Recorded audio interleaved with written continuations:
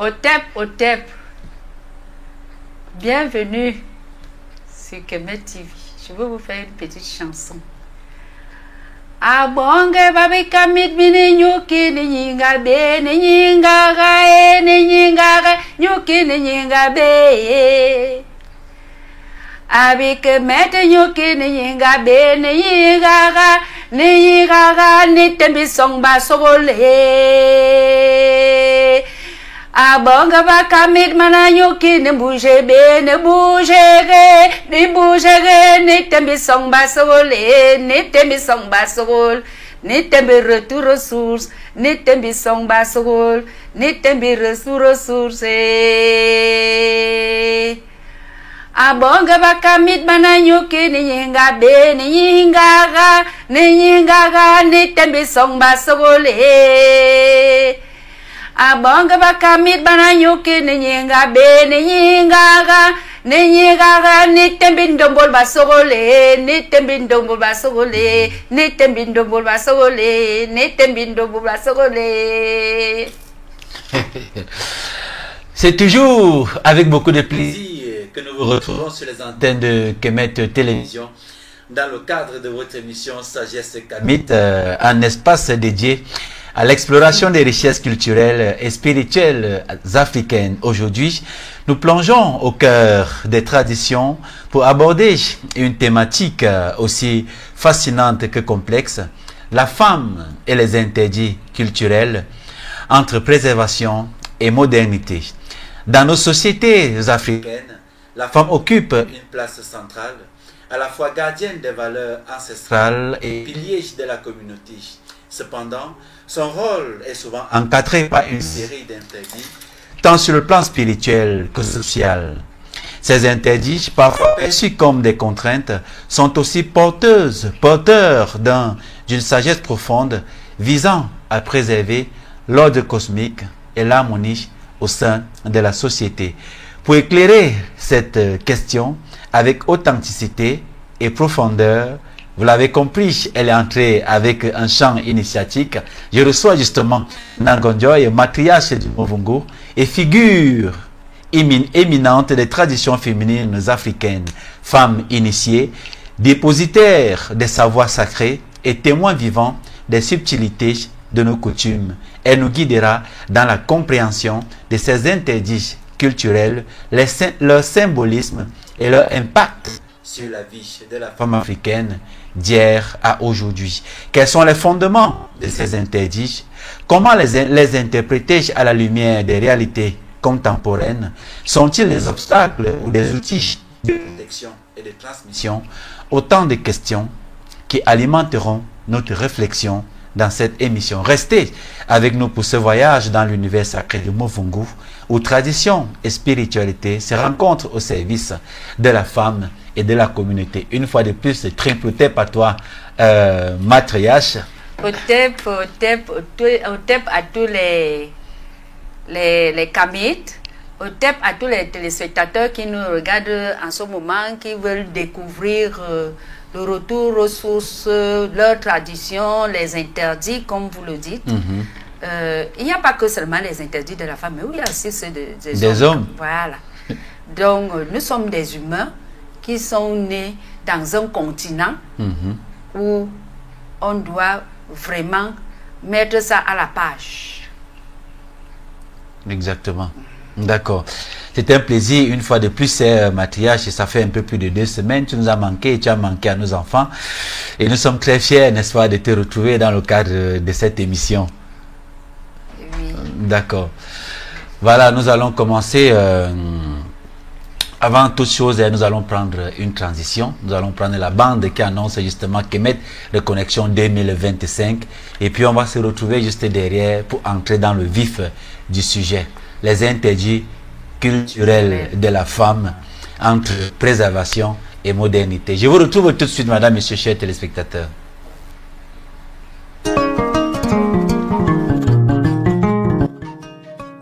Ils sont venus de loin, des terres du monde entier, pour renouer avec les racines, pour revivre l'Afrique, non comme un souvenir, mais comme une force intemporelle. Après le succès retentissant de la première édition, Kemet Reconnexion revient pour une nouvelle immersion au cœur des savoirs et des mystères africains. Du 16 au 31 mai 2025, à Yaoundé au Cameroun, rejoignez la deuxième édition de Kemet Reconnexion. Un voyage exceptionnel où chaque jour révèle un héritage sacré, chaque échange nourrit la conscience, chaque geste réveille l'âme. Des maîtres spirituels, des prêtres initiés, des guérisseurs, des chercheurs de vérité, ils seront là pour vous guider, vous enseigner et vous reconnecter à l'essence de la tradition africaine. Plongez dans les initiations ancestrales, vibrez au rythme des tambours et découvrez la spiritualité africaine comme jamais auparavant. Kemet Reconnexion, parce qu'il est temps de réécrire notre histoire et de faire rayonner l'âme africaine. Du 16 au 31 mai 2025 à Yaoundé au Cameroun, inscrivez-vous dès maintenant pour vivre l'expérience qui changera votre vie. Infoline.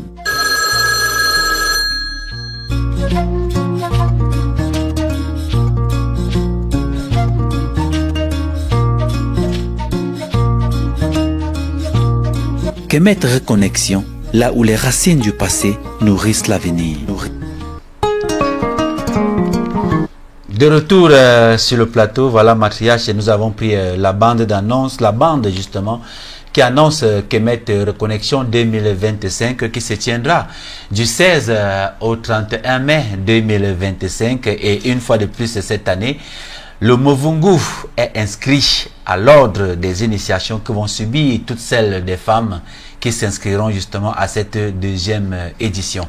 Venons-en à la thématique de notre jour. Alors, Matriarche, nous allons commencer par le commencement. Hein. Déjà, qu'est-ce qu'on appelle un interdit culturel selon la tradition Movungu? C'est-à-dire, avant d'en venir aux différents interdits de cette spiritualité du Movungu et des interdits de façon générale, on va déjà d'abord savoir ce que c'est qu'un interdit culturel. Un interdit culturel. Des interdits, moi j'appellerais ça ici traditionnel africain. Ah, d'accord. Comme culturel, c'est les blancs.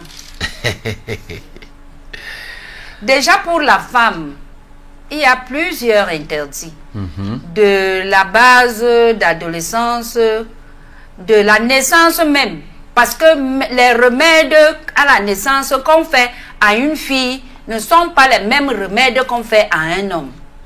Par exemple, quand tu accouches un petit garçon, on interdit que ton sein qui coule, ne doit pas toucher son sexe parce qu'il va devenir impuissant. On interdit il est interdit que les urines d'un garçon qui entre dans la nourriture que toi, la maman, tu manges, tu ne dois plus manger ça parce que il sera impuissant à jamais. D'accord. Suite donc à certains interdits aussi pour la femme. À l'âge de l'adolescence, on commence à lui dire que quand tu t'assois, tu fermes les pieds. Une petite fille, tu fermes les pieds. Et quand tu pisses en cours de route, où tu pars pisser là où il y a les herbes, ne pisse pas sur les herbes. Parce que ce sont les êtres vivants. Tu risques de pisser sur une herbe qui va te rendre stérile. Ah bon? Oui. Ça alors? Donc tu pisses à même, tu dégages le sol et tu pisses. Jusqu'à ce que même comme je suis vieille comme ça, je ne peux pas pisser sur les herbes parce que tu les as méprisées. Ainsi que l'homme. Mais c'est comment à nous tous, hein, à chaque fois dès que le besoin de faire pipi nous tient, tout de suite on baisse au pantalon et puis on baisse ça dans les herbes. Les herbes. Ce n'est pas normal. Ce n'est pas normal de pisser sur les herbes n'importe où. Parce que ces herbes-là, peut-être c'est resté poussé sur une de ces sanctuaires. Prenons par exemple les sanctuaires de Movungu. Qui sont abandonnés partout là, partout. La ville est arrivée. Par exemple, il y a un sanctuaire là en ville que j'ai découvert dernièrement. Par les enquêtes d'une famille qui est bien aisée. D'accord. Et je les ai fait découvrir que voici ce que votre grand-mère fait. Il dit, oui, mon grand-père nous disait, mon père nous disait, mais vous n'avez pas su là où ça se trouvait. Voilà ça. Et la famille est installée sur le sanctuaire en question ou alors c'est tout à côté? C'est tout à côté et le sanctuaire est juste à côté de la clôture où les gens peuvent pisser et verser n'importe quoi. D'accord. Et ils ne se sont pas rendus compte jusqu'ici? Non, non, ils ne se sont pas rendus compte. Ils voyaient quand même des objets bizarres. Pas que c'est eux-mêmes qui faisaient les travaux, mais quelqu'un peut venir faire les travaux chez toi, comme c'est des villas, et il trouve quelque chose, il te dit, j'ai trouvé ça, il dit, ah, c'est ancien, c'est pour les... Alors que c'était un sanctuaire même. Voire même, c'est peut-être le cordon ombilical de son grand-père qui était là. Et lorsqu'on trouve un sanctuaire comme ça tout à côté de la maison, alors comment désormais vont se comporter les habitants de cette maison? Vont-ils utiliser ce sanctuaire-là? Si oui, comment et pourquoi? Il faut juste protéger parce qu'ils ne connaissent pas l'utilisation de ce sanctuaire. Parce que chaque sanctuaire a un mot de passe. Une clé. Une clé. Par exemple, on a parlé ici d'Endan. Donc, tu as un mot de passe qu'on peut t'appeler avec. C'est pour cela que chaque personne a un nom ancestral. D'accord. Donc, ça veut dire que ce sanctuaire-là, tu as pris des dispositions justement pour encadrer ça et que désormais, ils pourront faire des rituels là-bas. Des rituels là-bas. Et la chance a voulu que le chef de famille, qui est une ancienne personne de 96 ans, encore vivante. Encore vivant. Donc, il a retenu, ne serait-ce que l'Ondan. Et avec ça, ils ont compris beaucoup de choses. Ils se sont ramenés, se renseigner.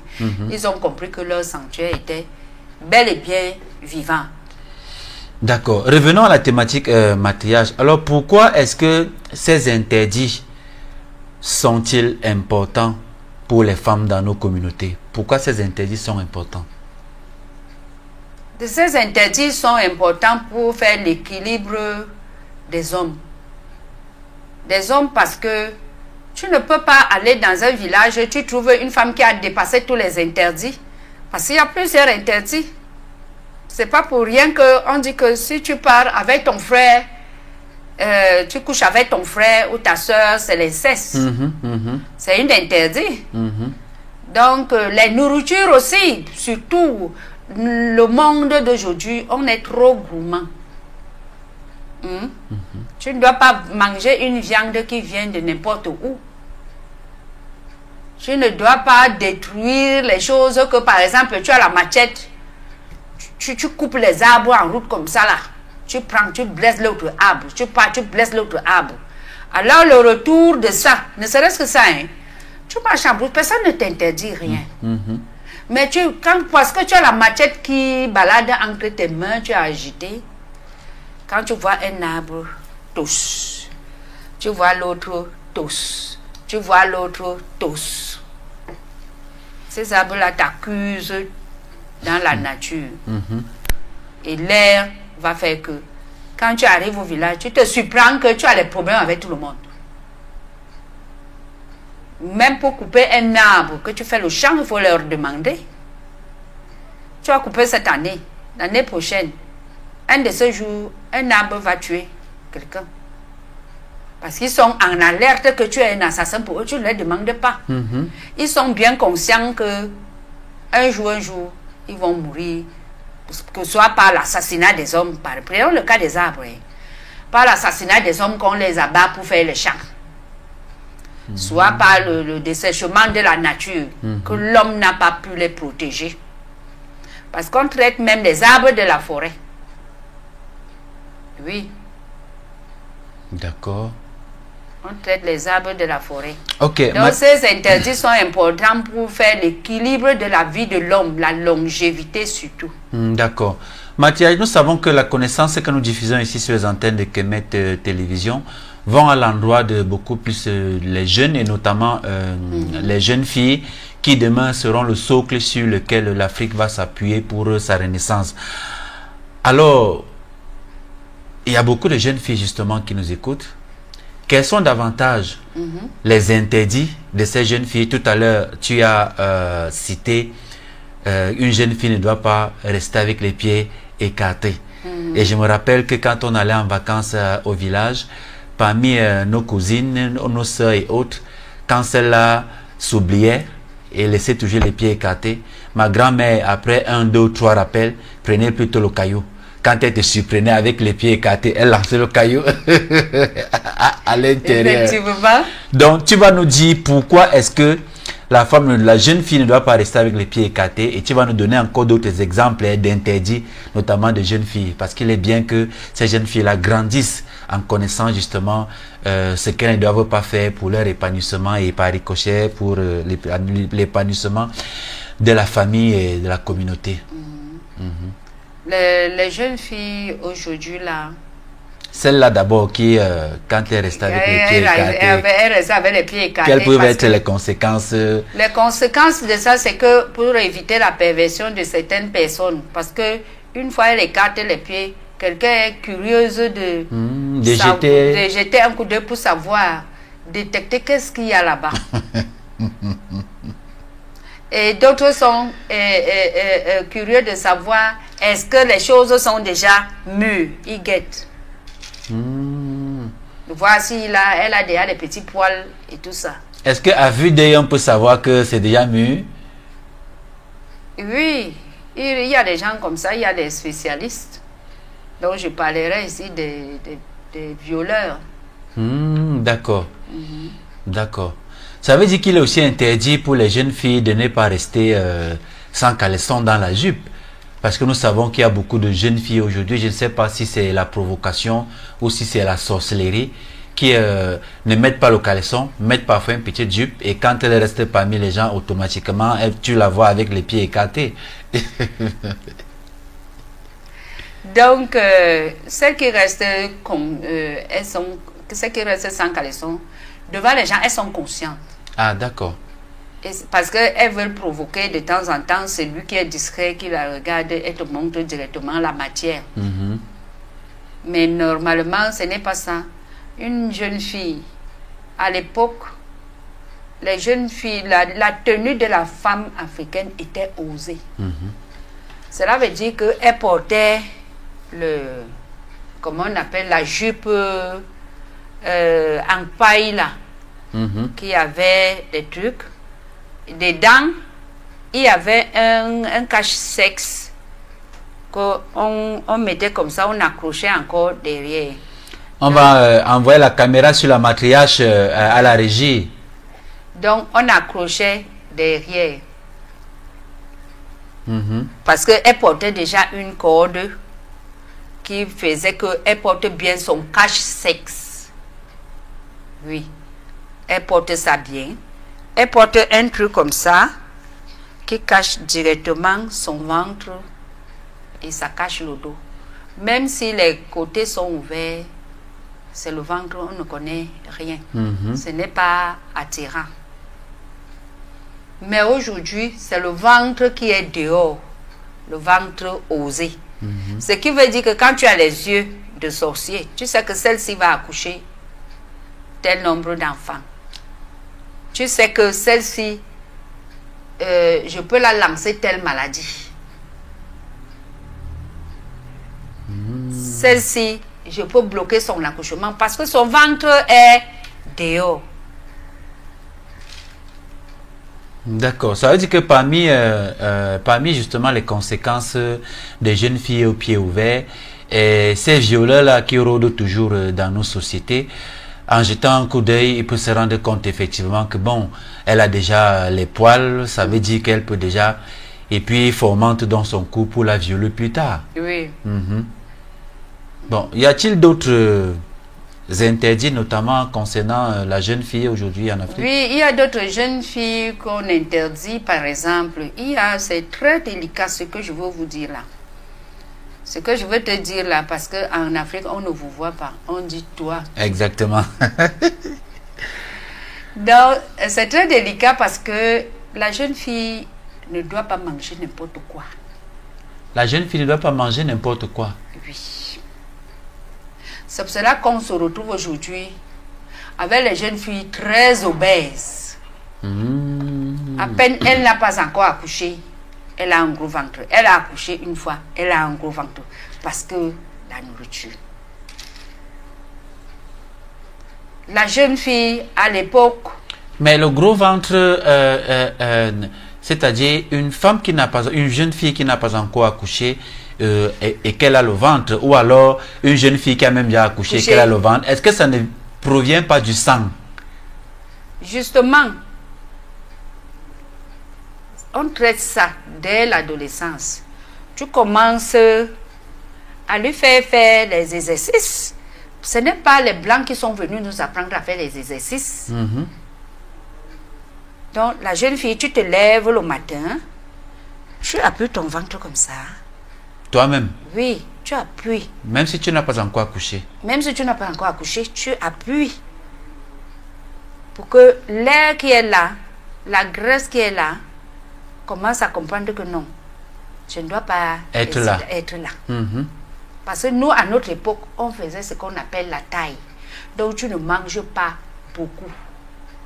Ce qui veut dire que quand tu veux déjà manger, si vous êtes dans une famille de gens obèses, quand tu veux déjà manger, tu peux prendre le pain. Tu attaches. Tu sais un peu le ventre. Oui. Ça veut dire que même si tu veux te faire emporter de par l'appétit de la nourriture, l'estomac te dit top. Ah, d'accord. Oui, puisque quand le ventre n'est pas attaché, exposé, Ça plus tu fait manges, que plus ça l'estomac et puis le ventre avance. Voilà. Or, quand tu attaches, à un certain moment donné, l'estomac même te dit que non, je ne peux plus. Je ne peux plus. Et tu t'y habitues. Tu t'y habitues. Maintenant, alors, si tu fais ça par exemple, parce que tu ne peux pas faire ça tous les jours. Si tu fais ça par exemple pendant 3 mois, l'estomac même prend directement cette forme-là. Cette forme-là. Donc tu vas souvent faire, tu manges un petit macabou, tu restes tranquille. Tu as l'air rassasié, pourtant tu n'as que mangé un macabou. Un macabou et ton estomac devient petit et tu ne peux pas grossir plus que ça. Oui, parce qu'il y a beaucoup d'hommes, qui me font des confidences et qui m'ont même dit qu'il faut essayer de parler à la matriarche. Moi, j'ai par exemple une femme, elle n'a qu'accouché 2 enfants, mais elle a déjà le ventre. Beaucoup s'en plaignent. Bon, maintenant, pour celles qui ont déjà quand même le ventre après l'accouchement, est-ce qu'il est possible de faire encore disparaître ce ventre, la maquillage? C'est possible. Ça se voit par exemple avec toi. Tu as fait beaucoup d'enfants à ton âge. Quand tu te mets debout, on a l'impression que tu n'as jamais accouché. C'est-à-dire ton ventre est plat. Mon ventre est plat. Mon ventre est plat. Et le reste, je ne peux pas vous dire ce qui est dans mon corps. Donc, tu t'entretiens. La jeune fille commence dans l'entretien. À l'âge de l'adolescence, c'est là où tu diagnostiques que non, ma fille sera plus grasse. Donc, il y avait deux fois ma grand-mère, quand elle sent que tes seins vont vite tomber, que tu as le sein qui regarde, en fait, il y avait une façon de... Les seins qui ne sont pas debout, qui tendent à descendre. À descendre. On commence à te faire les exercices, tu portes le truc comme ça. Tu vois, non? Tu portes quoi, matriarche? On te met il y avait une assiette. Les assiettes en bois là, tu mets ça. Et ça penche vers l'arrière de la tête. Oui. Effectivement. Ça penche vers l'arrière de la tête et là, ta poitrine se soulève. Tu fais ça chaque jour, ça se soulève et ça prend la route. Ah bon? Oui, les seins prennent leur cours normalement. On contrôlait la jeune fille à la loupe. On contrôlait. Pas aujourd'hui, tu vois l'enfant grandir, tu la laisses tout seul. L'enfant, une jeune fille qui n'a pas encore accouché, elle a les varices. Les varices, c'est quoi, Mathias? C'est ça qu'on appelle les vergetures? Oui. D'accord. Les vergetures, les varices, c'est le français là-bas. Mais en langue, on appelle ça mban. Donc, le vieillissement de la peau. Quand la peau lâche, ce n'est pas ferme. Et justement, il y a beaucoup de jeunes filles qui n'ont même pas encore enfanté mais et qui ont les vergetures. Voilà, ça se soignait avant que la femme n'accouche. Parce qu'on se disait que ce que les hommes crient aujourd'hui avec certaines femmes, elle n'a pas encore accouché ou à peine elle a accouché, le corps a lâché. Tu vois? Pas que ton mari ne t'aime pas, mais il veut trouver une solution pour encore avoir l'appétit d'être à côté de toi. Oui, puisque quand l'enfant pousse dans le ventre, il allonge également la peau. Et maintenant, le jour où l'enfant sort, la peau devient flasque. Et si on ne prend pas soin, soit ça va rester gros, soit ça va tomber et devenir bizarre. Mais beaucoup de femmes ne connaissent justement pas les secrets de comment avoir de nouveau, n'est-ce pas, un ventre après l'accouchement. Après l'accouchement. Comme on parlait tantôt de le massage qu'on fait après l'accouchement. Il y a plusieurs sortes de massages après l'accouchement. Bon, il est interdit déjà quand une femme accouche. Il lui est interdit de manger le porc.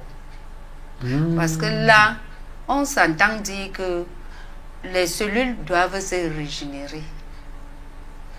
Et le porc, dans son composant, n'a pas assez de la mélanine. Ça fait que même le cordon ombilical ne peut pas vite guérir. D'accord. Je serais étonnée que pourquoi j'allaite mon enfant avec le sang, le cordon ombilical ne guérit pas vite. C'est ça. Donc quand tu viens d'accoucher, ne mange pas le porc. Et qu'est-ce qu'il faut manger? Mange plus de légumes, des fruits, tu manges des bouillons, de poissons, de crabes, de poissons fumés, de pistaches, le cuit qu'on fait par exemple chez nos sœurs de l'Ouest Cameroun. De l'Ouest Cameroun, tu manges le cuit, ce n'est pas pour rien, on mange le cuit, le couscous, maïs, avec les légumes, ce n'est pas pour rien. Hein? C'est pour que tu reviennes en forme. Donc c'est l'éducation de la jeune fille que nous avons perdue qui a fait en sorte qu'aujourd'hui on voit beaucoup de femmes justement avec le ventre. Parce qu'il me souvient que mes deux grands-pères étaient polygames. Donc c'est-à-dire mon grand-père maternel avait 2 femmes, mon grand-père paternel avec 2 femmes. Toutes ont accouché, beaucoup d'enfants. Mais avant leur traversée, aucune n'avait le ventre. C'est-à-dire ma grand-mère maternelle qui était la dernière parmi toutes celles-là à traverser, quand elle attachait son pagne, tu n'avais même pas l'impression qu'elle avait déjà accouché. Ma maman a mis 7 au monde. Avant qu'elle aussi, elle ne traverse pour l'au-delà, elle portait les habits, son ventre était plat. Mais je ne comprends pas pourquoi est-ce que les femmes aujourd'hui, même avant même d'accoucher, tu vois une jeune fille déjà avec le ventre ressorti comme ça. Justement, c'est cette question d'entretien et de nourriture. Et les femmes aujourd'hui aussi ne se purgent pas parce qu'on les a dit à l'hôpital de ne pas se purger. Mais dommage qu'elles font autre chose comme la purge, c'est pas bon. Oh, la purge va te donner des hémorroïdes. Oh, ça va faire ceci. Non. Alors que c'est ça que vous utilisiez. Voilà. Et on voit les résultats justement. Voilà. Parce qu'aujourd'hui, tu trouves une jeune fille, surtout la question des vergetures, là. Ce n'est pas bon. C'est énervant. Oui, même toi, la maman, hein, quand tu vois ta jeune fille de 20 ans avec les vergetures, il y a un sentiment qui anime la mère. Elle se pose la question de savoir comment est-ce que c'est possible. Et aussi, il y a des huiles qu'on utilise aujourd'hui que, à peine l'enfant a 15 ans, elle commence à utiliser les huiles fortes. Hein, les huiles à l'hydroquinone. À l'hydroquinone, les savons à l'hydroquinone. Ce qui enlève justement la mélanine là, pour les rendre brunes. Et dans leur culture d'aujourd'hui, toutes les publicités donnent la peau claire. Toutes les publicités donnent la peau claire. Aucune publicité ne dit que bon, ça soigne l'épiderme, ça renforce tel truc. Ça, non. Donc, il y a ça. Il y a aussi les cheveux. C'est la mort totale. Les cheveux. Les cheveux. Comment les jeunes filles peuvent se retrouver? Va dans les salons de coiffure. Tous ont les calvities.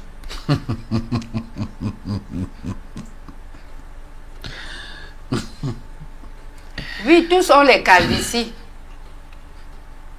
Je voulais me coiffer une fois, qu'on m'arrête mes cheveux blancs là. Je m'assois là, la mère attend. D'autres viennent là. Oh, on enlève même la perruque qu'on a collée là et commence à crier. Oya, oya, waka, oya, waka.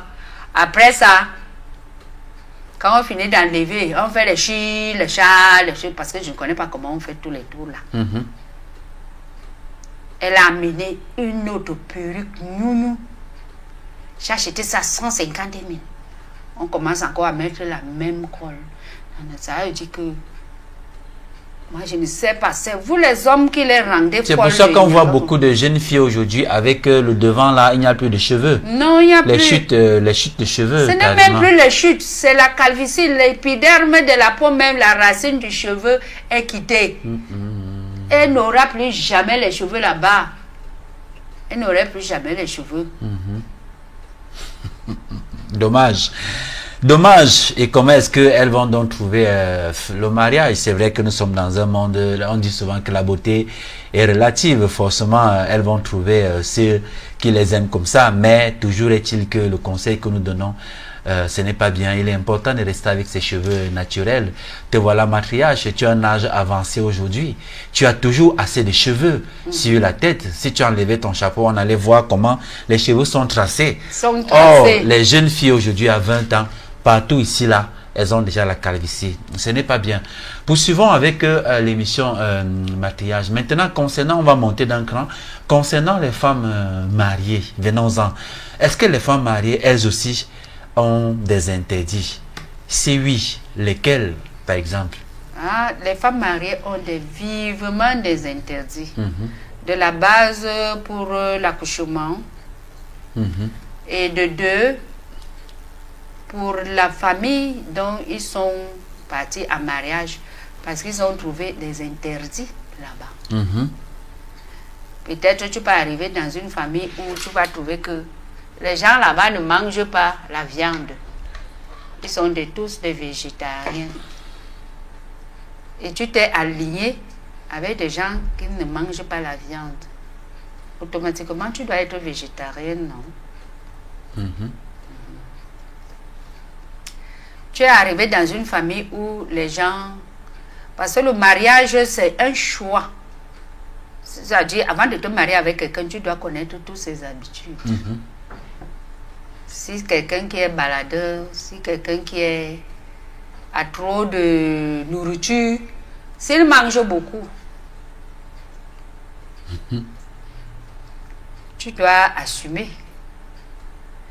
S'il est quelqu'un qui aime trop le nyanga, parce qu'il y a une chanson qui dit que si tu trouves quelqu'un qui est boiteux chez lui et que tu l'as trouvé comme mari, toi aussi tu commences à boiter. Puisque avant de l'épouser, tu savais bien qu'il était boiteux. Boiteux, toi-même tu t'alignes à cette façon-là. S'il il fait quelque chose, c'est comme ça que tu dois aussi faire. Donc, tu dois te détacher. C'est pas pour rien qu'on dit que tu quitteras ton père et ta mère pour aller joindre ton mari et faire seulement une seule personne. Pas deux. Mais aujourd'hui, avec les lois conventionnelles internationales, là, il y a les lois qui sont venues déstabiliser les lois de coutume, les lois traditionnelles. Parce que la femme mariée, tu es mariée dans un village. Quand le patriarche parle, par exemple, quand un patriarche parle dans une communauté, soit à un deuil, soit à un mariage, toi, la femme qui est mariée dans ce village, tu dois t'accroupir tu dois faire preuve de la soumission, que tu sois la femme d'un ministre. Mais dans d'autres coutumes, ils sont restés chez les Bamoun et les Aoussa, eux ils sont encore comme ça. Même à l'ouest, il y avait encore d'autres, mais ils sont déjà debout. Le chef parle maintenant à l'ouest, on l'insulte. Oui. Donc le patriarche, alors n'en parlons plus. Il passe là-bas, c'est un sorcier. Chez nous, alors, c'est grave. Le patriarche parle, les autres crient ici, là. Ils demandent de la boisson. Ils demandent de la boisson. Et tout ça. Alors que les femmes, quand le patriarche parle, c'est ça qui devait faire que tout le village respecte même le chef. Tout le village respecte même le patriarche. Parce que vous toutes qui êtes mariés dans ce village, quand le patriarche parle déjà, vous devez vous mettre accroupi, pas à genoux, accroupi. Si tu étais assise, que tu as les pieds croisés, tu te croises les pieds, tu mets tes deux mains comme ça, tu mets entre les cuisses, tu baisses la tête. Tu es assis là. Mais ça ne se passe pas comme ça. Ok. Le chef même parle, on met le téléphone là. Le patriarche parle, on met le téléphone. Chez nous, les bassins, ça finit déjà. Oui, quand le patriarche parle, tu te mets debout. Tu vas saigner toute la vie. Il n'y aura même pas ce qui va te soigner. Ah bon? Ouais, je pense qu'il faut, il faut vraiment commencer à appliquer ça pour que les gens se rendent compte effectivement de l'importance de la spiritualité africaine et du respect, des monarques, des patriarches. Oui, parce que le patriarche, qu'il soit, comment on appelle ça, vrai ou fausse, à partir où 5-10 voix ont accepté dans un village qui soit patriarche, il est déjà une personne à part entière, avocat ancestral. Il est une personne à part entière, bâtonnier ancestral. Et on doit lui donner tout le respect. Tout le respect qu'ici. Et maintenant, quand il a une canne, même si... parce que dans son âme et conscience, il met la canne à terre. La terre bouge. Vous ne voyez pas comment ça bouge, mais les gens qui ont les yeux voient comment ça bouge. Donc si tu ne lui respectes pas là, tant pis pour toi. Tu n'auras aucune bénédiction parce que là, il défalque les bénédictions. Et n'oublie pas aussi que la malédiction peut aussi être enfumée. Que toi qui ne prends pas la bénédiction avec ton désobéissance, la malédiction reste sur toi. D'accord.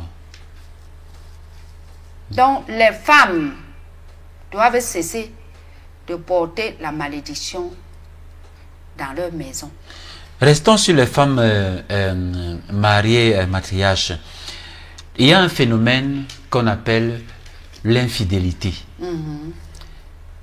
qui selon moi est un phénomène naturel. Bon, maintenant, est-ce que ça fait partie des interdits dans l'ensemble des peuples? C'est-à-dire, quand une femme va en mariage, est-ce que ça fait partie des interdits qu'on soumet à la femme, que ne trompe jamais ton mari parce que tu peux trouver malheur en chemin? Je le dis parce qu'aujourd'hui, l'infidélité est devenue monnaie courante au point où c'est devenu un jeu. Les femmes qui trompent leur mari jusqu'à en faire les commentaires sans avoir de regrets. Je le dis parce que moi j'ai mené des enquêtes auprès de plusieurs services, auprès de plusieurs communautés. Mais ce dont je me suis rendu compte, ça m'a fait froid au dos. De savoir comment est-ce que les femmes trompent leur mari sans aucune vergogne. N'en parlons donc pas des hommes. Alors, comme nous sommes sur la femme mariée, est-ce que l'infidélité de la femme était considérée ou est encore considérée aujourd'hui comme un interdit? Oui. L'infidélité de la femme avant et aujourd'hui est considérée comme un interdit. Pourquoi? Si tu es marié, par exemple, avant d'aller en mariage, tes parents, ta famille te dit que l'infidélité n'est pas bien. Tu pars uniquement pour ton mari. Voilà ce que tu peux attraper dehors. tu peux ramener des maladies, tu peux ramener la poisse dans ta famille, tu peux ramener telle chose parce que si tu pars dehors, ton foyer va se déstabiliser. Maintenant, tu vas aller dans ce mariage. Au lieu de regarder ton mari, tu commences à regarder les autres hommes que ton mari. Tu commences à aller faire des trucs là-bas. Et du coup, la malédiction va t'attraper. Soit tu meurs, soit tu deviens paralysé. Il y a même une communauté ici au Cameroun où on attrape facilement les femmes infidèles parce que dans cette communauté-là, quand ton mari est malade et qu'il est par exemple couché à l'hôpital, si tu l'as trompé, tu ne peux pas le voir avec les yeux jusqu'à ce qu'il guérisse. Alors, ce qui fait que chaque fois qu'on demande que, mais pourquoi est-ce que depuis que ton mari est couché à l'hôpital, tu ne vas pas le voir? Il a besoin de toi. C'est-à-dire, elle évite d'y aller. Et à partir de ce moment, c'est que, elle a trompé son mari. De façon automatique, quand elle entre à l'hôpital et qu'elle met les yeux sur son mari, tout de suite là, allez, les minutes ou les heures qui viennent, son mari absolument va mourir. Une autre façon également dans une communauté ici au Cameroun, d'attraper les femmes, je connais la communauté infidèles. En question. On ne peut pas les énumérer ici. C'est une question de ne pas gâter le mariage. Mais aussi, question d'infidélité, il y a aussi certains hommes qui envoient leurs femmes à la prostitution. Des hommes qui envoient leurs femmes à la prostitution? Oui. Délibérément, c'est-à-dire... Délibérément. Il demande à sa femme d'aller se prostituer. Oui. Pour quelle raison, matriarche? Pour les raisons financières, par exemple, la pauvreté. Demande à sa femme que, bon, comme telle grande personnalité a besoin de toi, et moi, je n'ai pas de moyens, je veux que tu ailles, il pourra nous aider à faire tant. Il y a des femmes qui font ça. C'est possible ça? Je te dis qu'il y a les femmes qui vivent comme ça, qui trouvent même le travail à leur mari à cause de la prostitution. Comment on va encore appeler l'autre la matriarche? C'est le marché. C'est un maquereau. C'est le marché. Et à ce moment-là, donc, comment est-ce que le couple va continuer de vivre en paix? Parce que les énergies qu'elle reçoit, qu'elle encaisse de cet homme ou de ces autres hommes-là dans son corps, et elle vient encore se mélanger avec son mari à la maison, ça ne crée pas un court-circuit et ça rend le couple et la famille en vrille comme ça là? Oui, parce que la femme va se sentir mal. Elle va se sentir mal. Imagine-toi, tu envoies ta femme, tu insistes, va, tu insistes, va. Il n'y a que des paresseux. Bon, je pense aussi que c'est un couple où il n'y a pas amour au mariage, parce que je ne saurais, quel qu'en soit les cas, quelle qu'en soit la misère que je vis, et je parle de moi, à envoyer ma femme, allez bon, quand elle va revenir et que tu sais qu'elle l'a fait, comment tu la regardes, comment elle-même te regarde, comment vous continuez de vivre, sachant que la dignité et l'honneur de la femme est en dépravation, non? Si ta femme n'a plus de dignité, d'honneur, toi-même, l'homme, tu n'en as plus. Tu n'en as plus. Et comment peuvent-ils donc vivre avec ça? Ah, il y a des gens qui vivent avec. Et ceci pendant des années. Bon, je suis convaincu qu'il n'y a pas d'amour dans ce couple. Oui. Voilà. Cela veut dire qu'il n'y a pas d'amour. Cela veut dire que ce monsieur n'a jamais aimé sa femme. Et ni même la femme. Sinon, la femme allait dire que pourquoi est-ce que tu m'envoies aller me prostituer? Non. La femme peut l'aimer. Et aller faire ça? Oui, juste un sacrifice. Il y a les femmes qui ont fait ça. Je connais même 50 couples ou 100 même. Mais matriarche, est-ce qu'on connaît la signification de la symbolique de la dignité et de l'honneur? L'honneur de la femme. Oui, et même sa dignité. Parce qu'une fois que tu l'as fait, Une même fois, toutes ces un femmes-là qui ont monsieur- trompé un leur mari, monsieur- elles ont perdu leur dignité. faut Ils le ont dire. perdu leur dignité. Oui. Et ce dernier, c'est régulièrement les hommes qui sont les premiers à se plaindre. Elle est prostituée, elle est cela. Et oui, quand on dit que quand la femme se fâche, Tout est gâté. tout est gâté. Elle est obligée de te dire que tu m'as envoyé me prostituer pour toi. Et c'est souvent très dangereux parce que la femme, n'importe comment, est dangereuse. Parce que si la femme se plaint chaque jour au soleil, je me suis sacrifiée pour toi, tu ne verras jamais du bien dans le monde des femmes. Ça, c'est certain. Tu ne verras jamais du bien dans le monde des femmes. Même si tu te mets à genoux, même si tu... Et celle même que tu vas prendre, tu vas laver ses caleçons. Et il n'y aura jamais amour. Tu seras que l'esclave des femmes. Tout homme qui a utilisé une femme en termes de prostitution, que la femme vient avec un service de la prostitution, il te donne, tu sais que c'est toi qui l'as envoyé, tu sais que c'est ce qu'elle a fait. Tu ne seras jamais bien dans ce monde.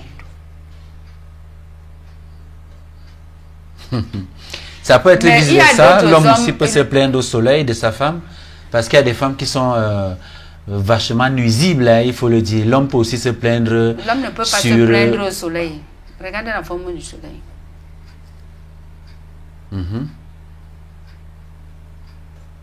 L'homme ne peut pas se plaindre au soleil. Pourquoi c'est seulement la femme? Est-ce que ce n'est pas une injustice par là? Non, ce n'est pas une injustice de la nature. Parce qu'on dit que c'est la femme qui est la mère de l'humanité. Ça veut dire que chez les nuisibles, lesquels dérangent son mari, ce dernier va supporter. Il n'a pas où se plaindre. Il a là où il se plaint. D'accord. J'en viens. L'homme a là où il se plaint à 18h. À 18h. Oui. Les hommes suivaient bien. Hein, pour tous des hommes dans les... L'homme a là où il se plaint à 18h, mais qu'il soit vrai. Ah, d'accord, à son tour. À son tour. Qu'il sache que vraiment c'est la femme qui m'a dérangé. Il se plaint où? À qui et comment? En haut de la colline. C'est les esprits de la colline qui combattent les femmes. Tu n'as jamais entendu que les hommes partent souvent faire les trucs et tout. Voilà. Ah, d'accord. Il va se plaindre en haut d'une colline. Voilà. Même à l'ouest, non. Les hommes montent les collines. Beaucoup. Voilà. Sur les montagnes, là. Sur les montagnes, là. Ils disent qu'ils partent faire des excursions sur la montagne. Voilà. Alors qu'il y a autre chose derrière. Alors qu'il y a autre chose derrière. Donc quand tu montes là-bas, tu dois être vrai. Sinon, la montagne, la façon que ça va te jeter. La montagne ou une colline quelconque. Oui, une colline quelconque. Donc avant d'aller te plaindre, il faut être sûr que toi-même tu es vrai. Tu es vrai. Alors la colline se chargera de la Chez femme. moi, par exemple, chez nous, dans mon village, une femme peut dire à son mari que si tu es vrai dans ce que tu dis, à 18h, monte de la colline, tu peux parler ça là-bas. Personne ne sera avec toi. Hein. Personne ne sera avec toi là-bas à la colline. Hein. Personne ne sera avec toi. Dès que tu vas te plaindre là-bas, ainsi que la femme, quand tu te plains au soleil, aie toutes tes bonnes raisons. Il faut être vrai. Il faut être vrai. Sinon, le soleil va te brûler. Tu n'auras rien. Ça alors, c'est important de le savoir. Tu vois, non? Parce que, si je le dis ici, là, certaines femmes font souvent des erreurs. Tu vois, non? Ils font des erreurs. Il ne faut jamais mépriser l'homme. Et l'homme aussi ne doit jamais te mépriser. Il faut être vrai. Même si tu te sépares avec l'homme, sois bien dans ton âme et conscience que tu es bien. Sinon, tu vas souffrir.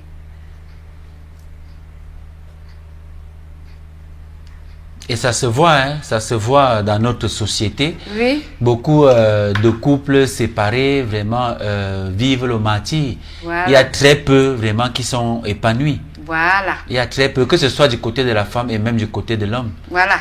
Et parfois les enfants Je même connais sont, un milliardaire qui a souffert avec sa femme.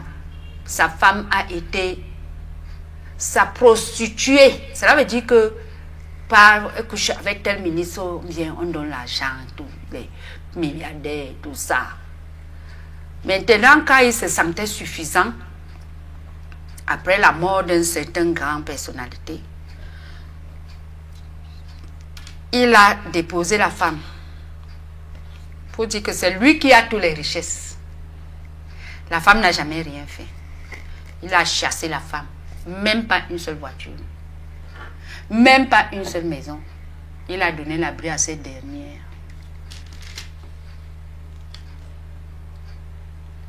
Oh, elle travaillait pour lui, soi-disant son époux. Les enfants même, il a chassé. Disant qu'il n'est pas sûr que ce sont ses enfants. La femme a dit que c'est bon. Comme les ancêtres, la nature, Dieu n'aime pas l'injustice. Il a recasé la femme. Le monsieur? Non. Ah, la nature. La nature. Cela veut dire que un bienfaiteur comme ça dit que non, reste là. Il a donné tout. Monsieur est resté. Ça a commencé par les voitures. Pac, pac, pac, boum. Aucune voiture au garage ne fonctionne. On commence à voler les pièces. Il trouve seulement la voiture posée à terre, même les roues. Il n'y a plus. Et après ça, c'est la maison qui prend feu. Tout est brûlé dedans.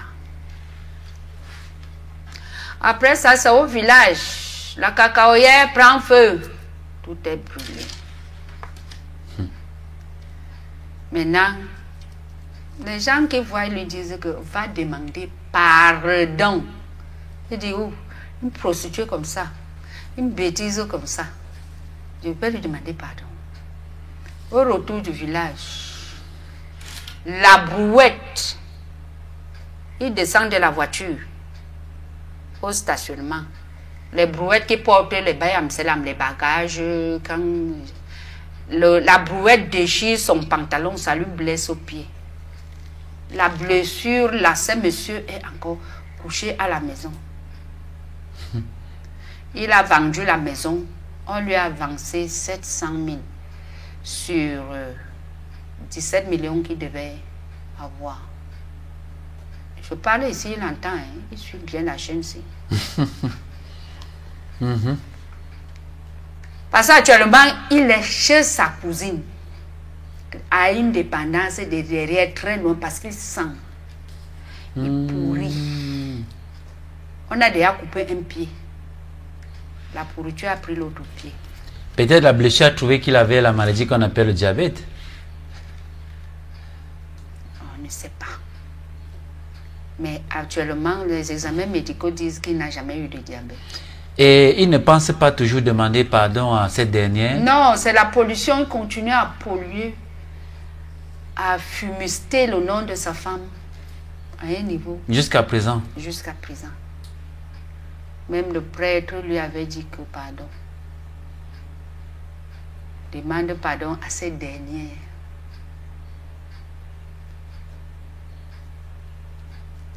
Il a dit qu'il ne peut pas demander pardon à cette femme. Actuellement, 2 de ses enfants sont en Europe. Et cette dernière femme a dit à ses enfants que pensez à votre père. C'est ça ce que les enfants disent. Maman, on respire d'abord, on va penser à lui. Avant de penser à lui, sera dit à mort. vu son état aujourd'hui. Oui, parce que sa femme court aujourd'hui derrière ses enfants. Pardon, aidez votre père. Est-ce qu'on a la garantie que s'il demandait pardon aujourd'hui à son ex-femme, il trouverait la guérison? Bien sûr. Il va récupérer l'autre pied. Parce que la nature a horreur de l'injustice. La nature a horreur du mensonge. Donc il y a beaucoup d'hommes qui sont dans cette voie, qui vont couler comme ces derniers-là. D'accord, oui, Mathias. Parce que je suis arrivée là-bas l'autre jour. Il a voulu dire qu'on appelle sa femme. Mais il ne va pas lui demander pardon, on va seulement lui parler. Tu vois quel? Parce que sa femme était habituée de lui laisser le vent libre. Quand tu utilises déjà quelqu'un comme une esclave, envoyé à la prostitution, travailler et tout et tout. Mais est-ce qu'il attachait seulement cette femme-là? Elle aussi, elle ne trouvait pas du plaisir à le faire, à aller se prostituer pour son mari? Non, elle ne Elle-même trouvait pas du plaisir. Parce qu'elle trouvait du plaisir, elle devait déménager, non? Elle devait déménager. Elle n'a pas trouvé quel argent là-bas auprès de ses derniers ministres. Hein? Mais était-elle obligée à l'accepter, Mathias, accepter ce travail-là pour son mari? Était-elle obligée? Elle a accepté comme ça, elle a accepté comme ça. Bon, je ne sais pas comment elle s'est entendue avec son mari. Je ne sais pas comment elle s'est entendue, mais elle a accepté. Aujourd'hui, elle vit toujours. Elle vit, elle est à l'aise. Actuellement, là, elle a une voiture. Elle s'est remariée ou alors elle vit... Elle ne s'est pas remariée, mais elle a une très grande entreprise. D'accord. Leçon pour leçon, hein, c'est important de le souligner. La nature a horreur de l'injustice. D'accord. Donc, quand tu prends déjà la fille d'autrui, que vous vivez, que vous êtes marié, ne fais pas le faux. Tu fais le faux. Parce que le mariage, c'est un sacrifice. Hein. Personne n'est obligé de se marier. Bien entendu. C'est l'entendement entre deux personnes. C'est un sacrifice. Par exemple, ta femme peut dire que pendant que toi tu es à la chaîne, moi je suis au champ. Pendant que toi tu es au bureau, moi je suis en train de faire soit le bayam salam. C'est un sacrifice, non? Quand vous venez le soir, vous arrangez, tu es venu avec 1000 francs, l'autre est venu avec 2000. Mais tous les hommes qui ont fait ça à leurs femmes sont des bons paresseux. Tu vois, non? Tu peux regarder celui-là. Il ne travaille pas. Il ne se cherche pas lui-même. D'accord, Mathias. Notre émission Sagesse Kamit avec toi, c'est toujours une causerie. Hein. Ce n'est pas une émission tant sérieuse que ça. C'est pourquoi de temps en temps, on va à gauche pour prendre des exemples qui nous permettent d'avoir une certaine rectitude morale dans la vie que nous menons aujourd'hui, que ce soit les hommes et même les femmes, et surtout les femmes.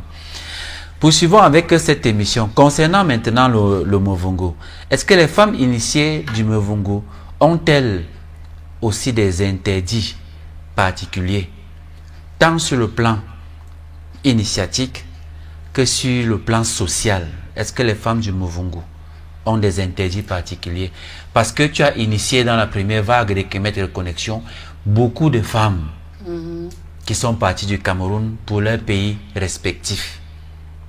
Est-ce qu'en partant, en tant que déjà, il y a des interdits, bien que beaucoup étaient déjà mariés avec des enfants, bien que beaucoup étaient même déjà également grand-mères? Est-ce qu'à cet âge-là, ayant subi l'initiation au Muvungu, tu les as donné des interdits qu'elles ne devaient pas observer ou qu'elles devaient observer en tant que déjà? Donc c'était pour savoir si les femmes initiées du Muvungu ont beaucoup d'interdits. Elles-mêmes, elles sont parties. Elles ont beaucoup d'interdits. Par exemple, ne pas vouloir la mort de quelqu'un. Ça veut dire contribuer à la mort de quelqu'un. Si quelqu'un veut mourir ou qu'on a... Ou si quelqu'un est mort, que tu n'aies pas une part de responsabilité dedans, voilà. Dans sa mort. Dans sa mort. Et que quelqu'un... Là, c'est un interdit qui permet de respecter la sacralité de la vie. Oui. Quelqu'un qui avance dans la vie, que tu trouves qu'il fait, par exemple, son petit commerce. Comme par exemple, vendre les pots aussi. Tu viens, tu gâtes. Non. Tu ne gâtes pas la chose du tout. Ou tu cherches à le tromper. Ou tu cherches à le tromper, non. Ne cherche pas à le tromper. Je les ai montré la tromperie et la vérité. Elles ont vu le résultat de ça. Sur tout leur passage. Ceux qui ont eu à faire ça. Elles se sont dit qu'elles ne peuvent plus faire une tromperie. Parce que je les ai montré comment ça aboutit. Parce que tout ce qu'on fait dans la vie, si quelqu'un t'a trompé, ou quelqu'un est venu te dire que Niamsi, ce que tu fais là n'est pas bien, il se querelle même avec toi. Ne prends pas seulement la querelle pour monnaie comptant. Dis-toi bien que les mots que la personne s'y m'a dit vont m'avancer à quoi? Quel est mon bénéfice prochain avec ça? On dit qu'on n'achète pas la vie à la boutique, mais on achète la vie à la boutique par nos actes. Il y a des actes que tu poses, la nature t'ajoute un plus pour continuer à vivre. Il y a les actes que tu poses, la nature te fait un moins. Mais pendant que tu respires encore, tu ne peux pas comprendre pourquoi. Comment que on t'a déjà fait un moins. Tu vas seulement te surprendre au dernier jour.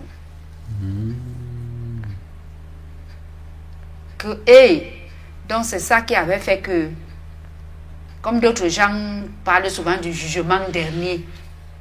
Le jugement dernier ne veut pas dire que quand tu vas mourir, tu vas te trouver à un tribunal. Non.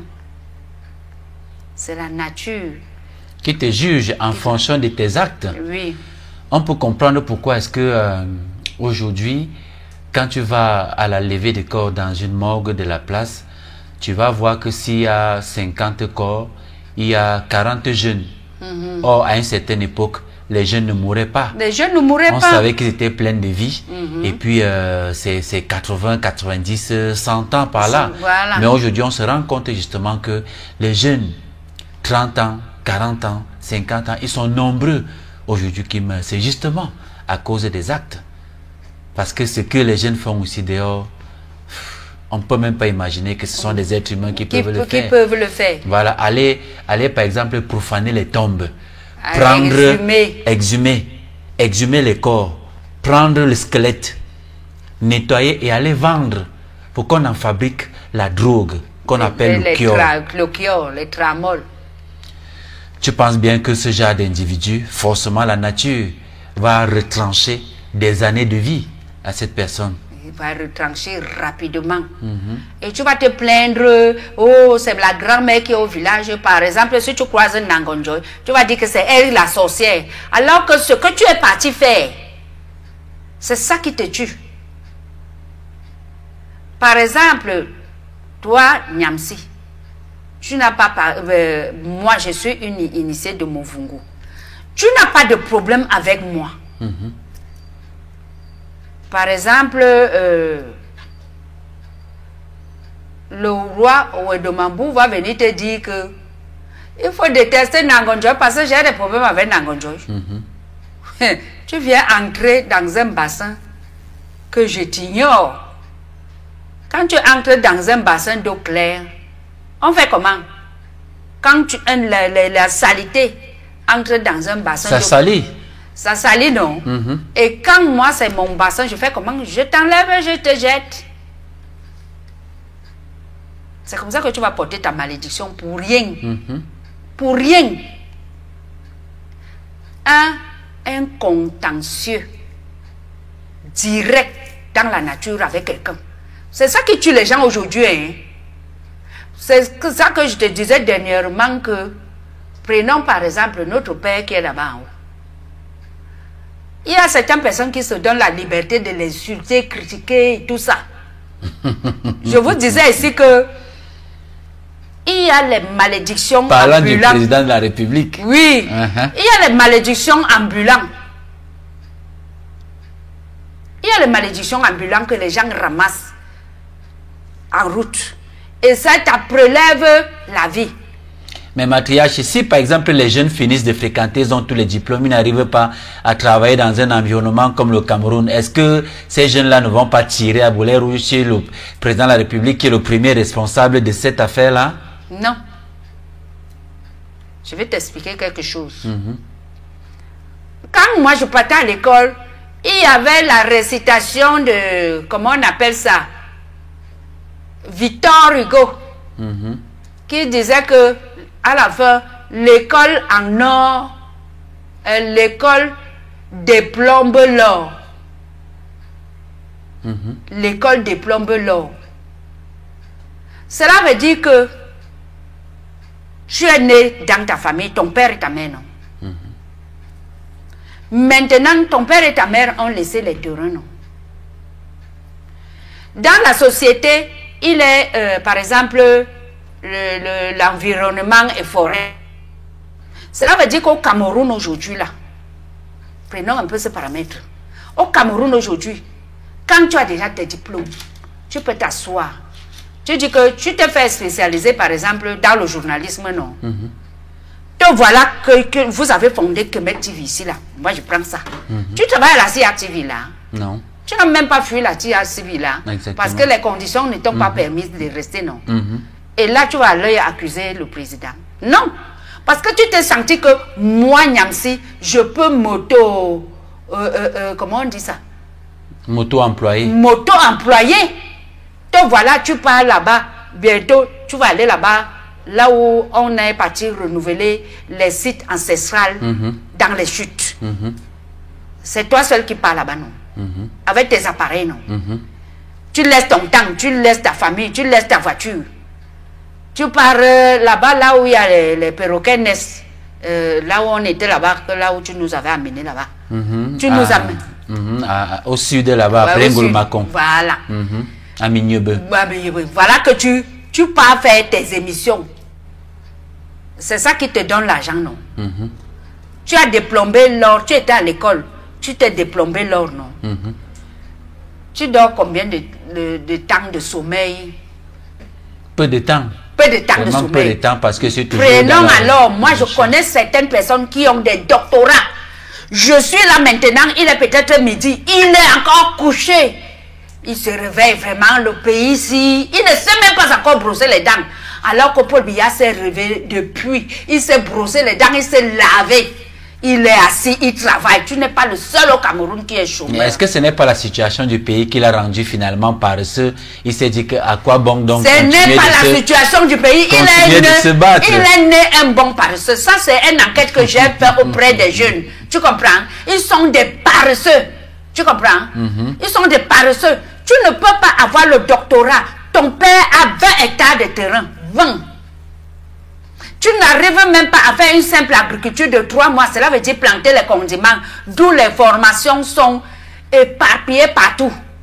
Tu pars au ministère de l'Agriculture. Tu dis que je veux 10 millions. Pars au ministère de l'Agriculture. Dis que je veux 10 millions. On va te donner ce que tu vas cultiver pour avoir 10 millions en 6 mois. Tu as le terrain libre. Tu n'achètes pas. Même si tu demandes encore le terrain, il y a d'autres paresseux qui n'utilisent jamais leur terrain. Ils sont des bons paresseux. Tu peux faire, ne serait-ce que, comme tu as le doctorat, assois-toi à côté de la route, il y a 1000 lettres qui passent. J'écris les lettres. Moi, je connais un gars qui écrit les lettres seulement. Hein. Je te dis, il a une voiture, il gare. Ici à la poste. Il t'écrit la lettre. Oui, tu veux écrire à qui? Ah, il est spécialisé pour la constitution des lettres administratives. Oui, voilà. Il écrit. Il a une voiture, non? Mais il a commencé à écrire, il n'avait pas de voiture. Maintenant, quand on lui trouve un travail, les 25 000 là, il a refusé. Il a refusé les 25 000, pourquoi? Parce qu'il trouvait son gars dans écrire les lettres à la rue. Hein? Chaque jour, il rentre avec plus de 50 000 francs. Il te dit que voici la lettre, si pour écrire à un procureur, voici la lettre, ça coûte 10 000. Voici la lettre, ça coûte 5 000. Voici la lettre, ça coûte 2 000. Tu écris à qui? J'écris à mon oncle à Douala, parce qu'il y a quoi. Donne 500. Il a même déjà les employés. et c'est quoi? S'auto-employé, non? Il s'auto-emploie. Maintenant. Et il gagne sa vie avec. Il gagne sa vie avec. Je connais d'autres à l'aéroport. Tu ne connais pas remplir, tu as fait tous tes papiers pour voyager, mais tu ne connais pas remplir la paperasse pour traverser à l'aéroport. Lui, il s'est entendu avec les gens et il te dit de passer. S'il a ses 5 clients dans chaque vol, ça lui fait 25 000, non? À la fin de la journée, ça lui fait combien? Il a plus de 5 000 francs. Il monte dans la voiture. Il n'est pas venu en voiture. Quand il commençait, il monte dans la voiture, il rentre.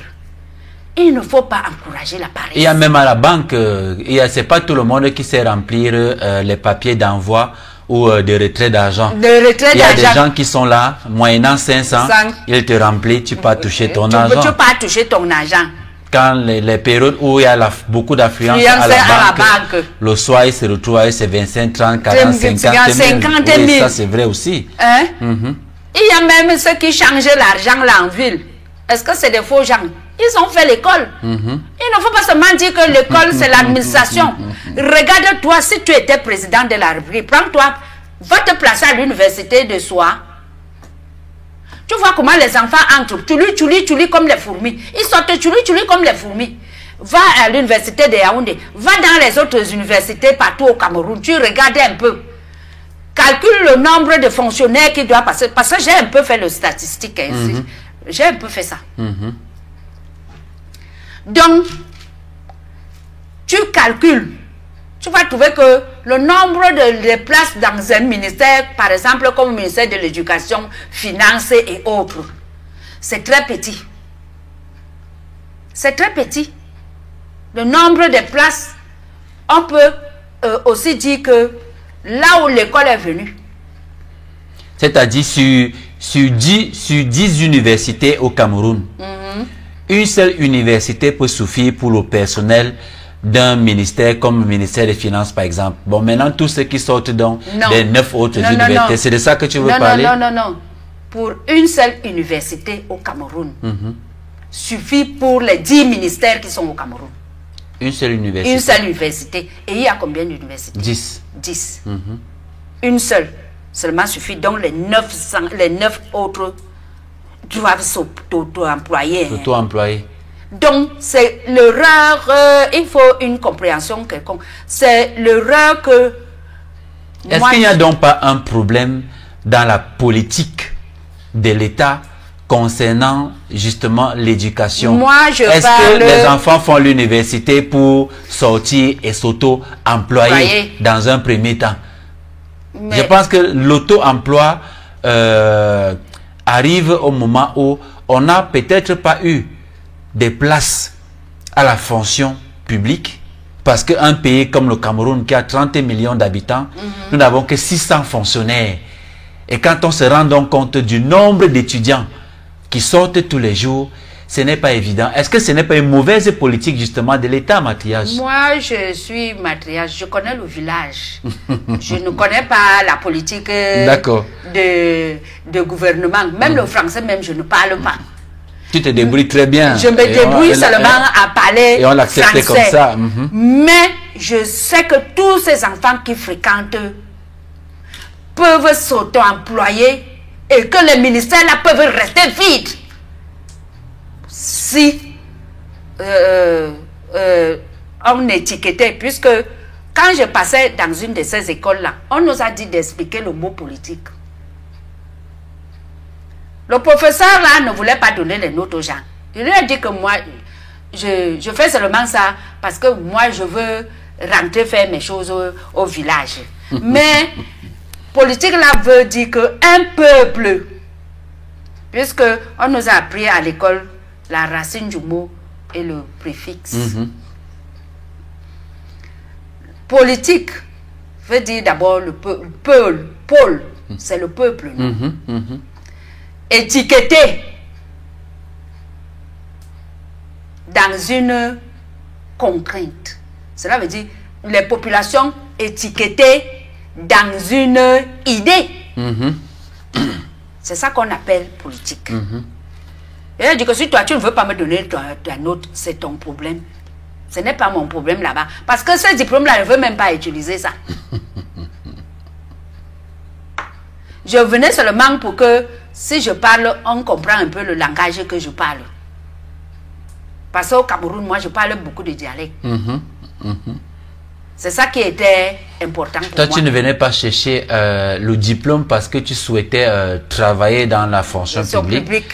Mais tu venais pour améliorer ta communication avec les autres, tes semblables. Avec mes semblables, parce que moi, je suis initiée dans le mouvement depuis mon enfance. Donc, c'est ça qui a fait donc que aujourd'hui, nous sommes des mamans, nous sommes des matriarches, nous sommes ceux qui sont un peu à l'avance pour défendre notre jeunesse. Il faut donc qu'on les fasse comprendre ce qui est la vérité, qu'on cesse d'orienter leur fureur sur les dirigeants. Parce que là-bas, ils portent aussi la malédiction. Parce que ces dirigeants sont aussi des gens qui travaillent beaucoup. Parce que même si ce n'est pas bon, mais ils travaillent. Avant qu'on ne voit pas le résultat, mais les résultats sont là, tu es en paix. On ne voit pas. Tu es en paix au Cameroun. Tu ne cours pas. Dans d'autres pays, moi j'étais en Somalie. J'ai voyagé. J'ai fait la Somalie. Quand je travaillais à la Croix-Rouge internationale. J'ai fait la Somalie. J'ai fait le Rwanda. J'ai même croisé certains Camerounais là-bas. J'ai croisé des gens au Togo, au Zaïre, donc au Tchad même, à côté là. Qui sont en guerre. J'ai vu la guerre. J'ai vu les gens vivre en état de guerre. Donc, ces accusations font que il faut que on essaye d'atténuer ça pour qu'on dise à nos jeunes que arrêtez d'abord les accusations. Parce que c'est tout le monde qui accuse maintenant. On accuse, on accuse. Tu laisses ton père à la maison qui est vieux. Tu n'as pas accusé ton père. Tu laisses ton père à la maison qui est vieux. Tu laisses ton grand-père à la maison qui est vieux. Mais tu insultes un autre grand-père, tu l'accuses. C'est cette malédiction que j'interdis. C'est ça que j'appelle les malédictions ambulantes. Il faut qu'on amène les jeunes à s'auto-employer. Moi, je vois à mon époque, quand il n'y avait pas de route au village, mes parents nous appelaient, on creusait la route. À la main. À la main. Oui, ça c'est... Le feu d'Oxor, Tsunjok, Sunjok. Nous, on creusait la route à la main. On creusait la route à la main et ça faisait des kilomètres. Hein? Il ne faut pas toujours attendre qu'on viendra me faire, même balayer ta cour, même te brosser les dents. Non, il balaye déjà quand même le coup. Il ne balaye pas. Il ne balaye pas. Quelqu'un se lève, il ne peut même pas tonder son jardin. Son jardin avec ses mains. Ses mains sont lisses comme tout. Parce que moi, je dis ce que je pense vrai en tant que matriarche. Je suis parfaitement d'accord avec toi, matriarche. Donc, la jeunesse d'aujourd'hui, qu'on les arrête, qu'ils arrêtent à accuser les vieilles personnes. Parce que c'est ça qui leur donne l'audace de taper même sur leur propre père à la maison. De taper sur leur propre grand-mère. Et ça s'ajoute avec ces évangélisations de faux pasteurs-là. Et c'est ça qui fait qu'ils insultent leur grand-mère. C'est ça qui fait qu'ils tapent sur leur grand-mère. C'est ça qui fait qu'ils négligent leurs grands-parents. Ils négligent leurs parents. Oui, à cause de ces accusations-là. Oui, l'autre là, justement, nous ne sommes pas d'accord pour cette violence vis-à-vis de sa propre famille. Mais il faut quand même dire, Mathias, qu'il y a des réalités qui sont implacables, hein, et puis la paix aussi n'est pas l'absence de guerre. Non, donc il faut que la paix n'est pas l'absence de guerre, mais le travail de trouver est toujours facile à voir. Comment te met donc, moi par exemple, moi je me dis que comme je suis une mère de famille, Ce n'est pas déjà facile de gérer ma famille, hein. Là où je suis là, tu ne peux pas me donner tout le Cameroun que j'ai, le Cameroun, même un village, je te gère ça. Je vais te dire que tu m'as cherché les problèmes, tu m'as cherché la mort. Je veux te fuir. Parce que quand moi je vois déjà que quelqu'un est chef du village, mais ça me donne la chair de poule. Mais si quelqu'un est président de la République et qu'il décide... Ça me donne la chair de poule parce que tu gères les gens dans un village, il y a les assassins, il y a les fous, il y a les sérieux, il y a les paresseux, il y a toute qualité de personnes. Quand je vois un chef du village, quand on dit que voilà le chef de tel village, j'ai d'abord la chair de poule parce que c'est que tu portes un lourd fardeau. Oui, mais quand le président de la République décide de se présenter aux élections, ça veut dire qu'il a mesuré la portée, les risques et le caractère difficile de ce pouvoir-là. Donc, par conséquent, il doit faire des efforts pour que un pays comme le Cameroun ne sombre pas dans le chaos comme nous sommes là, Matriarche. C'est-à-dire, c'est le 7e mandat. C'est le 7e mandat qu'il brigue. Ça veut dire qu'à chaque fois, on fait confiance que les choses vont aller. Mais quand les choses ne vont pas, on doit dire que non, ça ne va pas. Mais toi-même, tu travailles, non? Ça ne va pas. Toi-même, tu travailles. Donc, si à un moment, tu penses que c'est dans la culture il faut laisser le africaine, maquillage. Moi, je dis que dans la culture africaine, que ce soit président ou pas, ça n'avance à rien. Dans la culture africaine, pourquoi ton grand-père qui est chef de famille au village, que quand il y a quelque chose, tu te réfères à ton grand-père qui est chef du village au village? Pourquoi tu ne l'enlèves pas chef parce qu'il est déjà vieux? Ben, on considère est dans la culture africaine. C'est parce que vous avez pris l'Europe, vous avez mis devant. Nous sommes les Kamites. Le grand-père a la sagesse pour gérer justement ce genre de problème. C'est pourquoi on vient le voir. Voilà. Bon, maintenant, si notre président, à qui on dit qu'il a la sagesse, mais on se rend donc compte qu'il n'arrive pas à le faire, c'est un problème maquillage, d'accord. Moi, si c'était comme moi, hein, si ce n'était comme moi à votre place, vous les jeunes, ce que je ferais, je prenais même le plus vieillard, je mets là. Je dis que c'est lui qui est président, parce que lui, il est encore jeune. Je mets là, comme ça, moi-même, je me tiens derrière, je travaille. On dit que c'est le vieillard là qui travaille comme ça là, pour donner l'éclipse au blanc. Matriarche, jusque-là, nous, on n'a pas de problème. Ce n'est pas l'âge du président qui nous pose fondamentalement un problème. Même s'il avait 100 ans, et que le Cameroun, et que les pays dont ces présidents-là ont l'âge avancé fonctionnaient, même s'il avait 100 ans et que le Cameroun se portait bien, on allait continuer de lui donner nos bénédictions pour que nos ancêtres le protègent, pour qu'il vive longtemps. Mais du moment où ça ne va pas, même s'il avait que 40 ans, on allait lui dire que, Monsieur le Président, ça ne va pas. Ce n'est pas forcément l'âge qui nous pose un problème, Mathias. Bientôt, c'est les élections, non? Maintenant, il y a les jeunes qui vont se présenter dans les élections, non? Les gens qui critiquent donc le père travaille mal. Parce que moi, je ne prononce jamais son nom. Parce que moi, je connais les interdits. Comme on dit que... moi, je connais les interdits traditionnels. Tu ne dois pas parler à ton père de peur d'avoir les gifles de la nature. Donc, les jeunes qui se présentent aux élections, c'est libre. Qu'on les vote, non. Mais la surprise est souvent que nous, les matriarches, les patriarches au Cameroun, ces jeunes qui partent aux élections, c'est eux qui disent que, parce que le père, lui, c'est un patriarche. Si je parle parce que je parle l'affaire d'un patriarche. Parce que si ce n'était que le président de la République, je ne parlais pas. Je parle ici en tant que patriarche. Et c'est ces jeunes qui viennent dans les élections là qui défendent que les patriarches ne viennent pas. Les auxiliaires de la justice, tels que les chefferies, ont déjà les perdièmes chaque mois. Mais les patriarches, on dit que les patriarches, jusqu'à ce qu'on a volé dans le patriarcat, on dit chefferie traditionnelle. Il est traditionnel en quoi? Avec les galons. Hein? Les votes, moi je souhaiterais que si les votes viennent, on appelle aussi les patriarches que nous sommes. Les matriarches. On parle aussi à l'Assemblée. C'est notre souhait là-bas qu'on nous entende aussi. Mais matriarche, est-ce que se plaindre des routes que nous n'avons pas, se plaindre de l'eau, la simple eau que nous n'avons pas, se plaindre de l'électricité qui est un élément de souveraineté dans un pays que nous n'avons pas.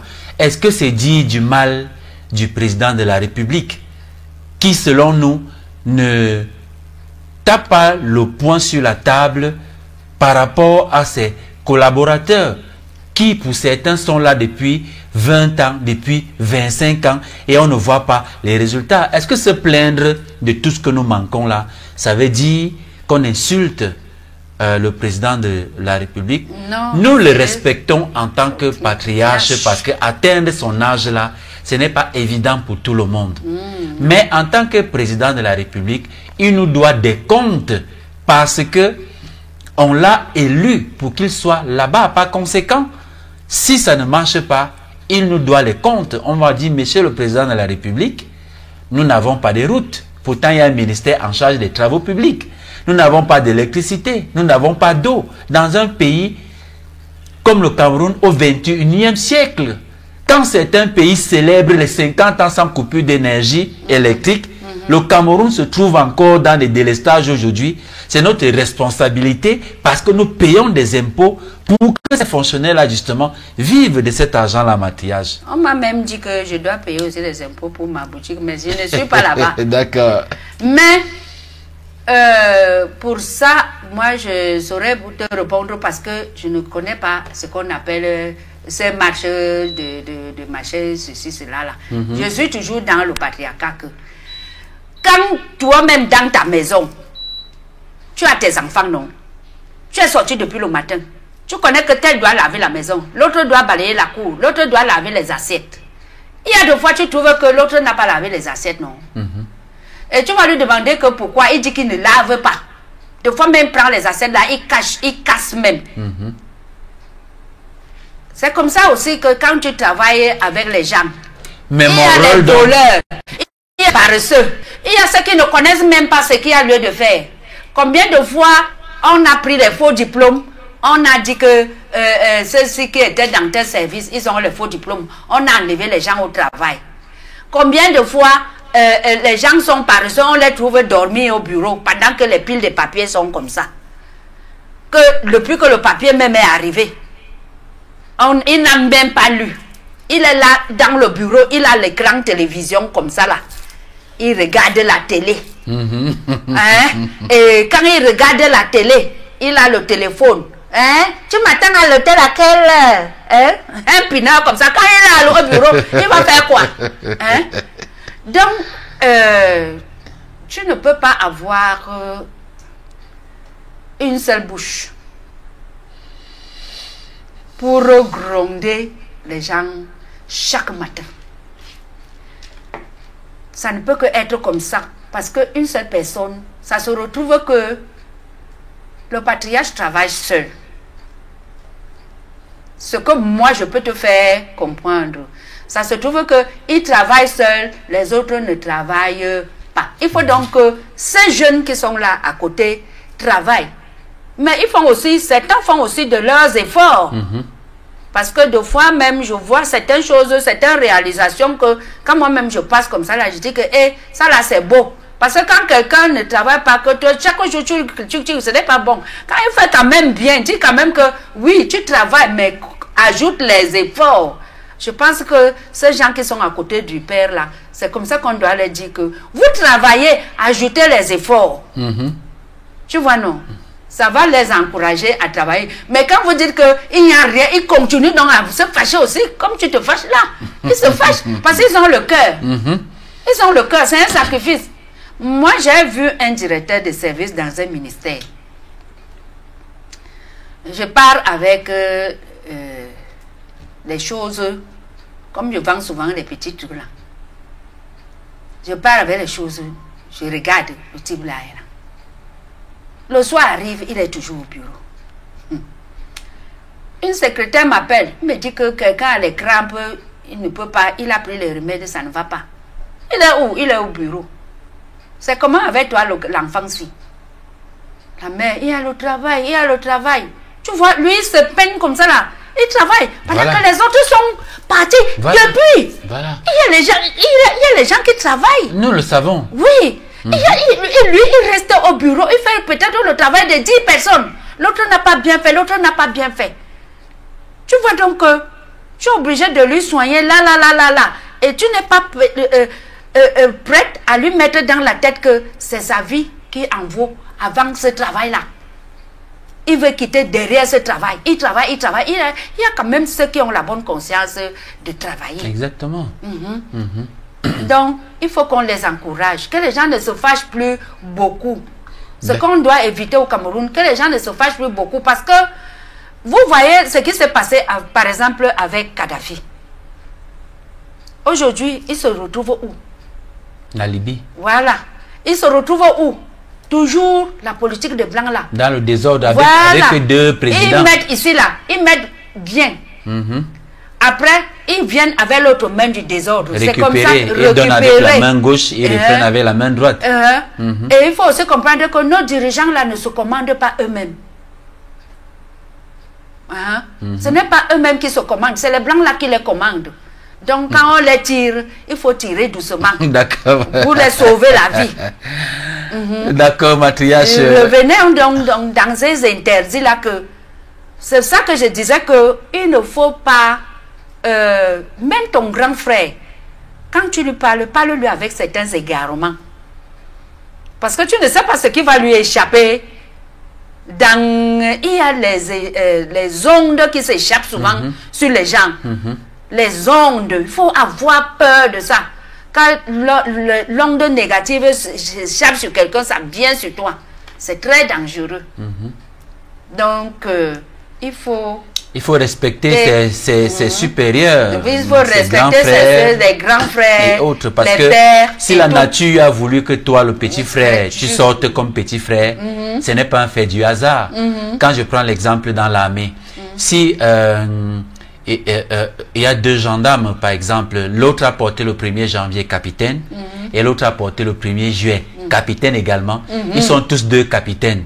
Mais celui qui a porté en juillet va faire la révérence à celui qui a porté en janvier, quelques mois avant.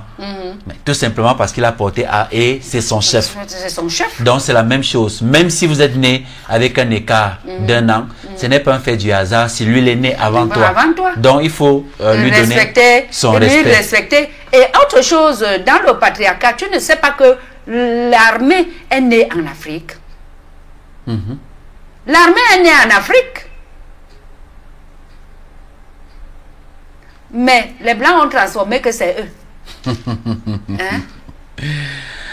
L'armée est née dans le truc, les trucs traditionnels. Bon, en petit, on appelle le sceau.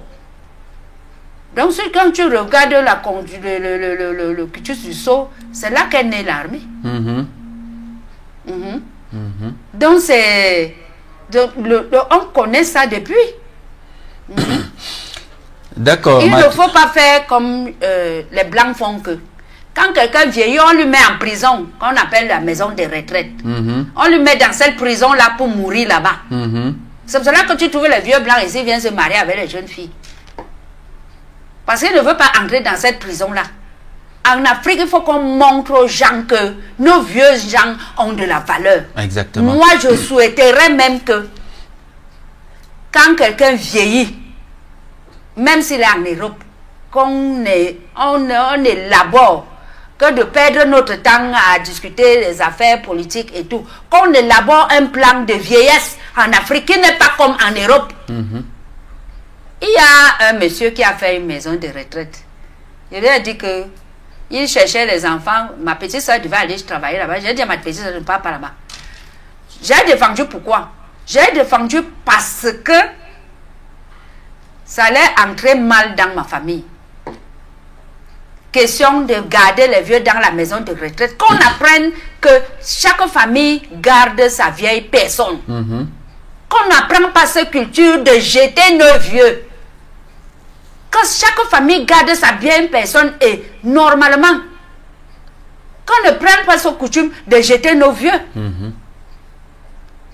Sans importance. Il est là, on lui maltraite et tout. Non. Parce qu'ils ont compris que nos vieux font de la bénédiction pour la progéniture qui vient. Et qu'en Afrique, on dit que, tu as trouvé le mot là, non? Que chaque vieux qu'on enterre en Afrique est une bibliothèque qu'on a enterrée. Quand on prend donc ta bibliothèque, on met en prison. On va encore te parler de quoi? Tu as les jours de visite et les heures que tu dois lui rendre visite et tu rentres encore. Faisons attention à notre moralité. Ce n'est pas comme si peut-être nous allons caler à cet âge que nous avons aujourd'hui. Oui. Nous aussi, on va vieillir. Nous aussi, on va vieillir. Nous ne pouvons pas déjà donner un certain traitement aux vieillards. Sachant que nous également, on va atteindre cet âge-là. Et qu'à cet âge-là, on ne souhaiterait pas avoir ce traitement également. Ce traitement également. Exactement. Comment toi, Nyamsi, tu vieillis, tu as déjà 85 ans, par exemple, tu es enfermé dans une maison qu'on appelle maison de retraite. Et quand ta petite fille va venir te voir avec tes arrière-petits-fils, elle a les heures de visite. Elle a les limites d'approche. Tu vas lui léguer quoi comme sagesse ancestrale? Rien. Toi qui es un kamite.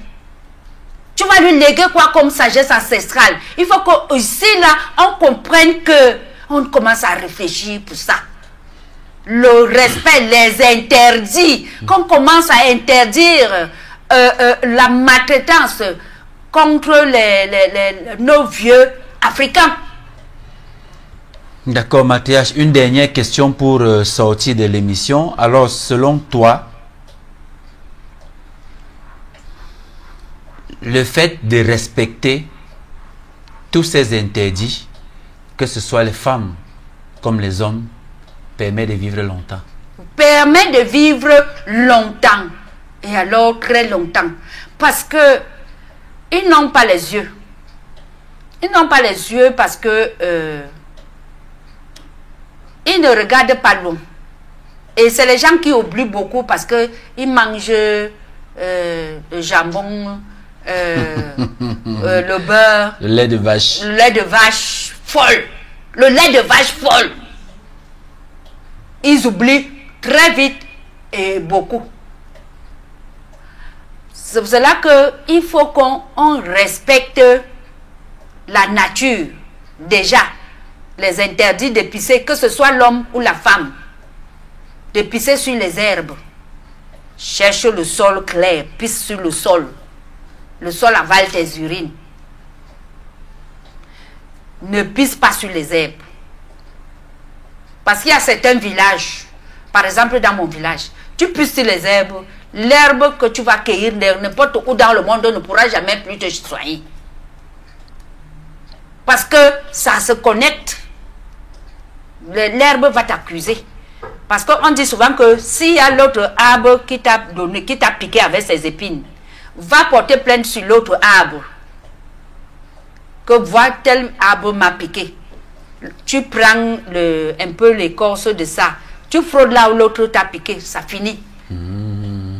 Tu vois, non? D'accord. Par exemple, voilà un serpent qui lutte avec le rat palmis. Quand le rat palmis bagarre avec le serpent, par exemple la vipère, quand la vipère lui mord, il dit aussi à l'arbre que pardon, prends les microbes là, je pars encore lui mordre. Parce que si le serpent mord l'arbre, l'arbre la meurt. Donc, l'arbre va préférer soigner le rat quand le rat mord. Le serpent. Quand le serpent mord le rat pas mordre l'arbre, l'arbre lui transmet la sève, il revient à la bagarre pour tuer le serpent. Tu vois, non? Donc, il y a des choses dans la nature qui sont que vraiment la femme a beaucoup d'interdits. Et c'est que on n'a pas résolu à ce qui concerne l'infidélité. Donc l'infidélité, tu ne pourras jamais accroître l'énergie que la nature vous a donnée commune dans ton foyer. Que ce soit l'infidélité de l'homme, que ce soit l'infidélité de la femme. Donc quand vous vous mélangez déjà, vous êtes devenus un. Quand vous sortez déjà dehors, vous rejetez tout ce que la nature vous a donné la dotation de la nature. Vous venez avec les mauvaises énergies. Vous venez avec les mauvaises énergies. Qui ne vont pas contribuer à un plein épanouissement de la famille. De la famille. Et du couple. Du couple, oui. Donc, tu restes tranquille. Ton mari reste tranquille avec toi. Tu restes tranquille. Vous allez sortir quelque chose. Même si la misère là vous rongez comment? Vous rongez comment? Déjà, si vous bougez, la misère ne peut pas vous ronger. Voilà. Si vous travaillez, la misère ne peut pas vous ronger. C'est pour cela que j'ai interdit tout à l'heure le fait que les gens se plaignent. Non, lève-toi le matin, cherche ce que tu as à faire. Moi, je vois les gens fouiller même les rigoles pour ramasser le sable et vendre les rigoles. Tu as déjà vu les gens fouiller le sable aux rigoles, non? Je vois les gens prendre même les bouteilles dans les poubelles pour revendre au recyclage. Ils ont l'argent. Ce matin, quand je venais ici à la chaîne, j'ai trouvé un gars qui chargeait ses trucs dans un camion. Je lui ai dit qu'un ballot comme ça vaut combien? Il me dit, la mère, ce n'est pas grand chose, c'est 75 000. Regarde le ballot d'un moustiquaire. De bouteilles vides qu'il a ramassé dans la poubelle, c'est 75 000. Et il y avait plus de vent dans le camion. Plus de vent, ça fait combien? Il a jeté 1 million derrière là. Il a jeté 1 million derrière là. Et c'est un père de famille, il a 6 enfants. Et s'il te plaît, c'est quelqu'un qui a un bac, que moi-même je reconnais bien. Voilà. Donc, et le fait d'encourager les gens à se lamenter, qu'on essaye d'arrêter ça et que les gens suivent certains interdits de la nature, qu'ils apprennent à respecter leur chef du village, qu'ils apprennent à respecter leur patriarche du village, de leur village, qu'ils apprennent à respecter leur mère, leur père, leur grand-père, leur grand-mère. Et tous les anciens. Et tous les anciens, qu'ils arrêtent de porter les malédictions ambulantes. Les malédictions ambulantes, cela veut dire que on est parti te dire que c'est ton grand-père là qui est un sorcier. Du coup, tu t'engages à l'envoyer les prières et ça va retourner sur toi. Parce que c'est toi qui es sorcier. Et menteur. Parce que le mensonge, c'est la sorcellerie. D'accord. C'était ton mot de fin, Mathias. Vraiment, merci beaucoup. Et on va certainement se voir. Merci à tous les téléspectateurs. On est à l'attente de... On prépare le trousseau des autres nouveaux bébés du mois de mai. Pour le Movungu. Voilà. Nous arrivons à la fin de cette passionnante discussion sur la femme et les interdits culturels. Un grand merci à la matriarche Nangonjoy, matriarche du Movungu, pour avoir partagé avec nous une fois de plus ces précieuses connaissances enracinées dans nos traditions. Ces enseignements nous rappellent l'importance de préserver et de transmettre notre patrimoine culturel pour guider les générations futures. Rendez-vous pris la semaine prochaine pour une nouvelle thématique qui continuera à mettre en lumière les richesses de la spiritualité et les traditions africaines. En attendant, restez connectés à nos valeurs et à notre histoire. À très bientôt sur ce même plateau pour une autre édition. Otep, triple Otep à vous.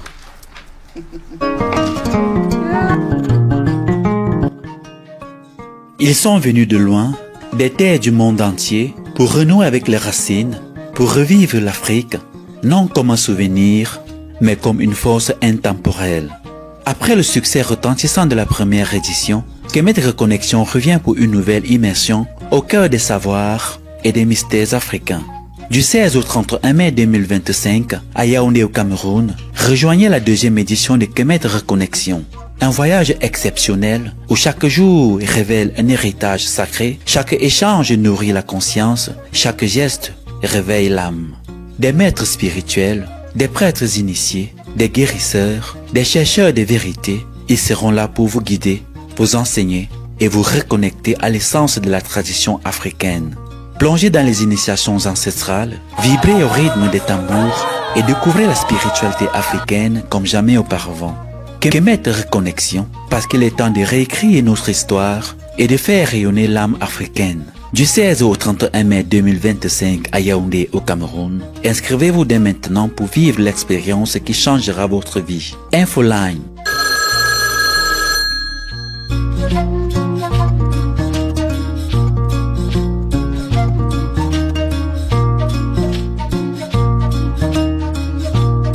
Kemet Reconnexion, là où les racines du passé nourrissent l'avenir.